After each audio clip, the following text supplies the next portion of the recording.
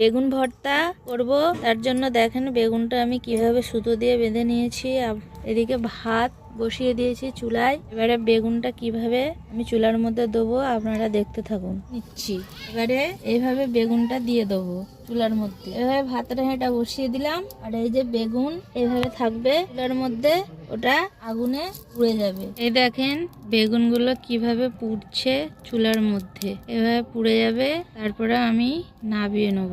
আজকের বেগুন ভর্তা হবে আর ভাত আর বাঁধাকপি মাংস আজকের রেসিপি। আপনারা এইভাবে বেগুন পুড়িয়ে নিতে পারেন চুলায়। বেগুন পোড়াগুলো হয়ে গিয়েছে, এবারে আমি চুলো থেকে নামিয়ে নেব। এই যে হাঁড়িটা আছে ভাতের, এই হাঁড়িটা এরকম উঁচু করলে ওই দড়িটা ধরে টানলে বেগুন পোড়াটা বেরিয়ে আসবে। একা ভিডিও করছি ওই জন্য সেটা দেখাতে পারলাম না, মুখে বলে দিলাম। এই দেখেন বেগুন পোড়াটা হয়ে গিয়েছে, নামিয়ে নিয়েছি।